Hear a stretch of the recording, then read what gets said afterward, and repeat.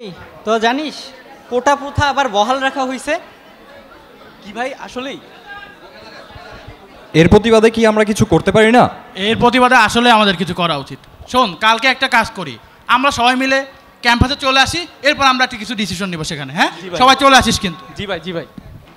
আপনারা এতদিন দেখেছেন আমরা শান্তিপূর্ণভাবে অবস্থান কর্মসূচি পালন করেছি। আমরা এখন কোনো চাকরি পাচ্ছি না কোটা পদ্ধতির জন্য, আমরা বৈষম্য শিকার হচ্ছি। এর পরবর্তী প্রজন্ম চাকরিতে বৈষম্য শিকার হবে। আমরা এতদিন সরকারের বিভিন্ন মহলে মহলে ঘুরেছি, তাদের দৃষ্টি আকর্ষণ করার চেষ্টা করেছি, তারা আমাদের কোনো কথাই কর্ণপাত করেনি। এর প্রতিবাদে আগামীকাল বিকাল 3টা হতে আমরা বাংলা ব্লকেট কর্মসূচির ঘোষণা করছি। শুধু শাহবাগ মোড়ে নয়, শাহবাগ, মতিঝিল, নিউ মার্কেট, ঢাকার প্রতিটি কোনায় কোনায় কলেজ এবং বিশ্ববিদ্যালয়ের শিক্ষার্থীরা নেমে আসবেন এবং আমাদের কর্মসূচি সফল করবেন। কোটা না মেধা, মেধা মেধা, কোটা না মেধা, মেধা মেধা, জেগেছে রে জেগেছে, ছাত্র সমাজ জেগেছে, জেগেছে রে জেগেছে, ছাত্র সমাজ জেগেছে, জেগেছে রে জেগেছে, ছাত্র সমাজ জেগেছে।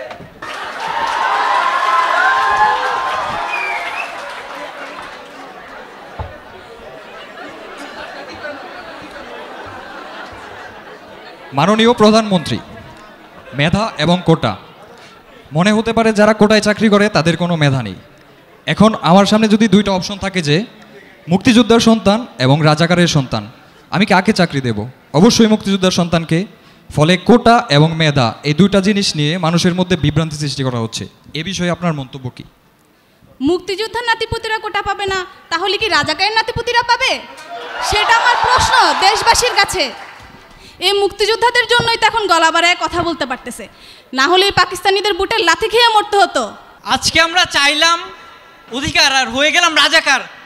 তুমি কে আমি কে, রাজাকার রাজাকার, তুমি কে আমি কে, রাজাকার রাজাকার, কে বলেছে কে বলেছে, স্বৈরাচার স্বৈরাচার, কে বলেছে কে বলেছে, স্বৈরাচার স্বৈরাচার, আপোষটা সংগ্রাম সংগ্রাম সংগ্রাম, আপোষটা সংগ্রাম সংগ্রাম সংগ্রাম, ক্ষমতা না জনতা, জনতা জনতা, ক্ষমতা না জনতা।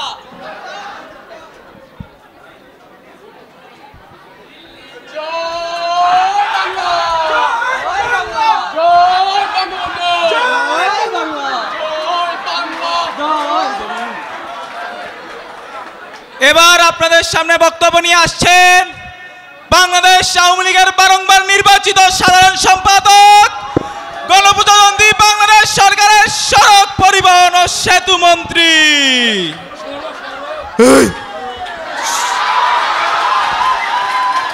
সরো সরো, এত কথা বলতে হবে না। এ তো দেখি কর্মীর থেকে নেতাই বেশি। আপনারা সবাই কেমন আছেন? দেশের মানুষ ভালো থাকলে মির্জা ফখরুলের মনে নাকি কষ্ট হয়, জ্বালা, অন্তরে জ্বালা। পাথরে লিখো না নাম, ক্ষয়ে যাবে। কাগজে লিখো না নাম, ছিঁড়ে যাবে। হৃদয়ে লিখো নাম, রয়ে যাবে। মাসুদ, তুমি কি কোনো দিনও ভালো হবে না? Sorry sir. সরি বললেই কি সব সমস্যার সমাধান হয়ে যায়? আমি নাকি রাষ্ট্রপতি হইবার চাই। আরে এরা কারা? কোত্থেকে এলো এরা? এরাই বলে কে শেখ হাসিনা। মাননীয় প্রধানমন্ত্রী আমাদের কতই না উন্নয়ন করেছে। She has made us stand taller. She has made us look smarter. She has made us fly. She has made us out of puberty. She has shown us out of darkness. শুনলাম আমরা নাকি পালাই যাব। পালাবো না, কোথায় পালাবো? দরকার পড়লে ফখরুল সাহেবের বাসায় গিয়ে উঠবো। কি জায়গা দেবেন? ঠাকুর গায়ে বাড়ি আছে না, সেখানে গিয়ে উঠবো, ঠিক কিনা? এদেশের রাজাকারগুলোকে সাইজ করতে এই ছাত্রলীগই যথেষ্ট। আমি এখন এই ছাত্রলীগকে বলতে চাই, আমাদের এই স্মার্ট বাংলা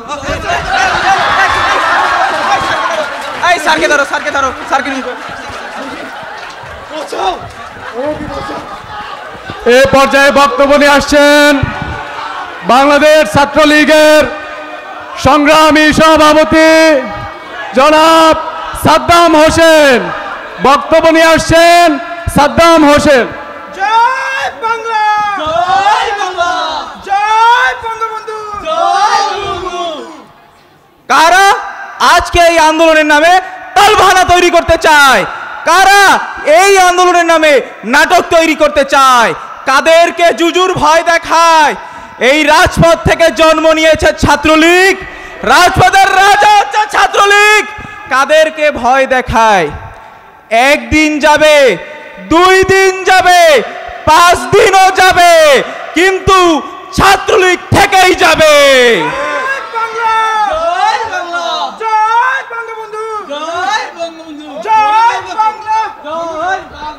কিরে বন্ধু, তোর বাড়িতে কি নেট আছে? না, আমার বাড়িতে তো নেট নাই। তোর বাড়িতে নেট আছে? না রে, আমার বাড়িতেও তো নেট নাই, রাফির বাড়িতেও নেট নাই। চল দেখি দেশের কি অবস্থা।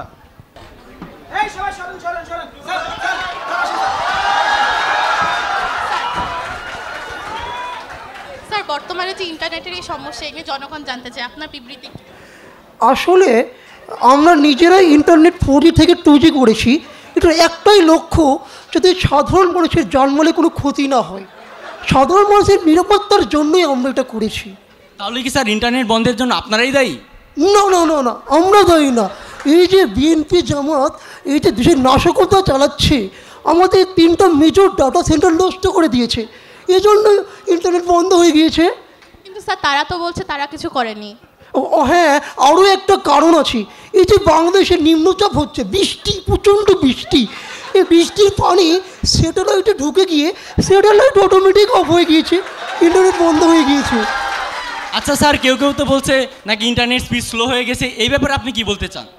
কই না তো, আমরা ইন্টারনেট চালাচ্ছি, কোথায় স্লো হয়ে গেছে?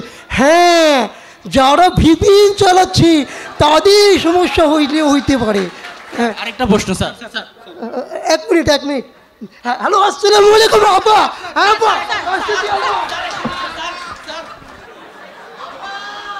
প্রিয় দেশবাসী, আজ অত্যন্ত বেদনা ভারাক্রান্ত মন নিয়ে আপনাদের সামনে উপস্থিত হয়েছি।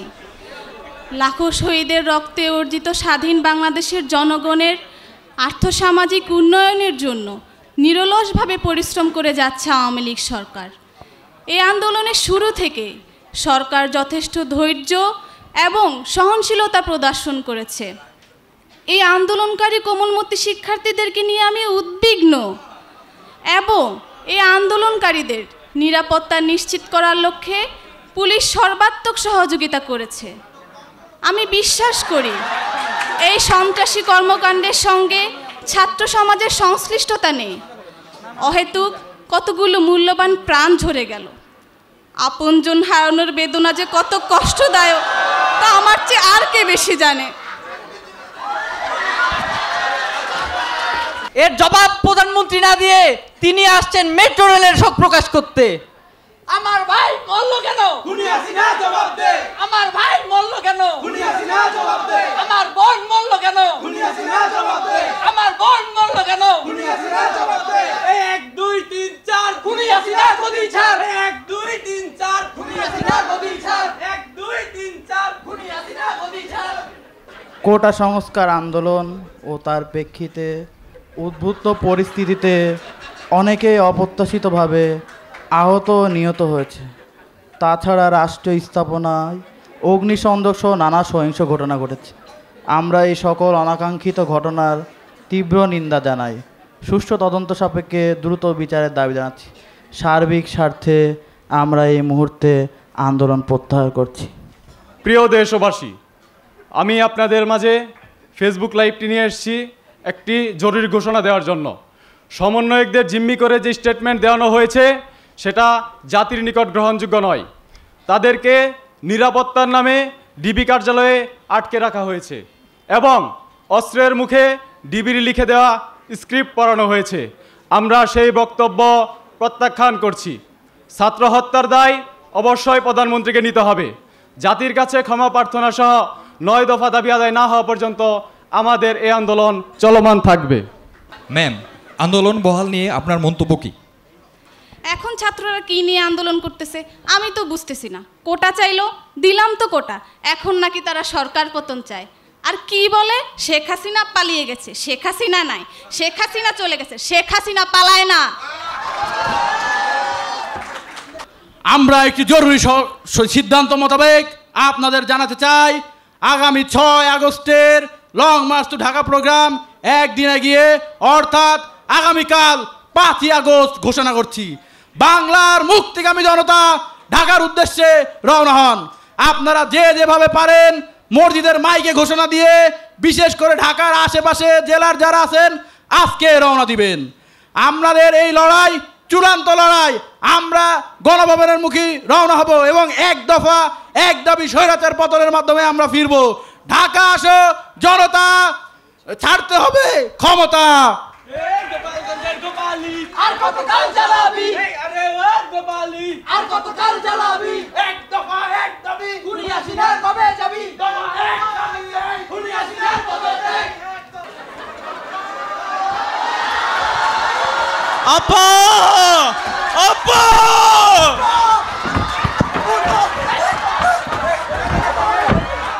পলাইছে রে পলাইছে, খুনি হাসিনা পলাইছে, পলাইছে রে পলাইছে, খুনি হাসিনা পলাইছে, পলাইছে রে পলাইছে, খুনি হাসিনা পলাইছে।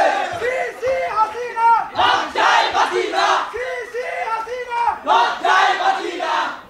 সুধীবৃন্দ, আপনারা এতক্ষণ দেখলেন জুন থেকে আগস্ট চলা কোটা সংস্কার আন্দোলনের বিভিন্ন খণ্ডচিত্র। আমাদের এই আন্দোলন শুরু হয়েছিল 6 জুন, যা কোটা সংস্কার আন্দোলন দিয়ে শুরু হয়। এই আন্দোলনে পুলিশ সহ বিভিন্ন বাহিনী ব্যবহার করেও শেষ রক্ষা হয়নি স্বৈরাচার সরকারের, যার ফলস্বরূপ কোটা সংস্কার আন্দোলন রূপ নেয় সরকার পতনের এক দফা দাবিতে। নাম না জানা শত শত প্রাণের বিনিময়ে পতন হয় এই স্বৈরাচার সরকারের, যার ফলে দেশের মানুষ স্বাদ পায় দ্বিতীয় স্বাধীনতার। স্বাধীনতা অর্জনের চেয়ে স্বাধীনতা রক্ষা করা কঠিন। আমাদের স্বাধীনতা রক্ষার দায়িত্ব আমাদেরই। তাই আসুন আমরা নিজ নিজ জায়গা থেকে এই স্বাধীনতা রক্ষায় এগিয়ে আসি। এই আন্দোলনে অনেকে আহত হয়, অনেকে নিহত হয়, অনেকের পঙ্গুত্ব বরণ করে, অনেকে হারে তাদের চোখের জ্যোতি। আমাদের এই আন্দোলনের ক্ষুদ্রতম প্রয়াস আমরা ফুটিয়ে তোলার চেষ্টা করেছি। ধন্যবাদ সবাইকে। বাংলাদেশ চিরঞ্জীবী হোক।